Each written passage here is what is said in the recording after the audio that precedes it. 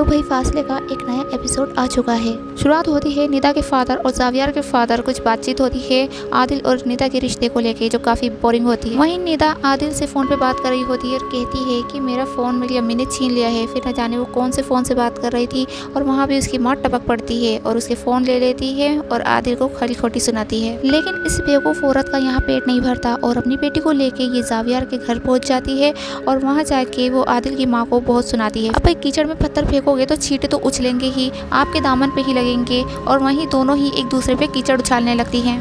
दोनों ही एक दूसरे के बच्चे की बुराइयां करने लगती है और दोनों ही अपनी पोल खोल देती हैं। केशवर जीनत की पोल खोल देती है और कहती है कि जीनत उसकी अपनी बेटी की शादी, शबी की शादी जावियर से करना चाहती है। और वहीं जीनत भी कहाँ चुप रहने वाली होती है। वो कहती है कि एनी का घर ये नहीं बसने देगी क्योंकि ये अपनी बेटी की शादी जावियर से करना चाहती है। वहीं जावियर भी गुस्से में चीख पड़ता है, कहता है मैं अपनी मैरिड लाइफ से खुश हूँ और आप लोग ऐसा सोचना बंद करें। दोनों का ही एक दूसरे पे कीचड़ उछालना ये काफी इंटरेस्टिंग और मजेदार था। इस सीन में दोनों ही विलेन आमने सामने आ गई थी, बाकी के सब लोग साइड में खड़े देख रहे थे।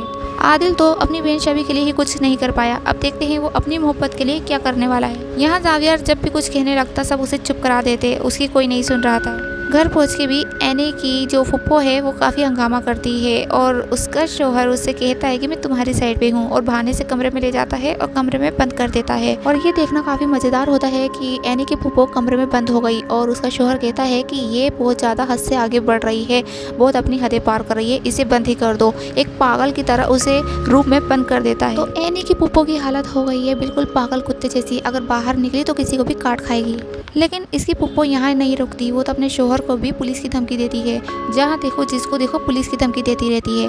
लेकिन एनी ने कभी ऐसा क्यों नहीं किया? जब उसके घर पे कब्जा मारा था तो वो भी तो पुलिस की धमकी दे सकती थी। लेकिन ये एनी है, एनी सब जगह झगड़ालू बन जाती है लेकिन अपने पुप्पो के सामने भीगी बिल्ली बनी रहती है। तो पुप्पो को ऐसा बंद किया उसके शौहर ने कि उसकी बेटी से खाना देने के लिए भी चुपचाप से कमरे में आई और माँ बेटी एक दीवार के आर पार होके बात कर रही थी। वैसे इस औरत के साथ ऐसा ही होना चाहिए था और खावर के साथ भी अच्छा हो रहा है। लेकिन वहीं हम देखते हैं कि खावर का एक बुढ़ा सा जीजा निकलता है। खावर की बहन इतनी यंग, इतनी जवान और उसका जीजा, उसकी बहन जो काफी यंग लग रही है, बुढ़े के आगे बिल्कुल बाप बेटी की जोड़ी लग रही है इन दोनों की। खावर को इस हालत में देख के दिल खुश हो गया। शबी भी इसको इस हालत में देख ले तो वो बुरे बुरे सपने जो उसको आते हैं कम से कम वो तो खत्म होंगे। तो खावर का ये बुढ़ा जीजा उसे छुड़वा लेता है।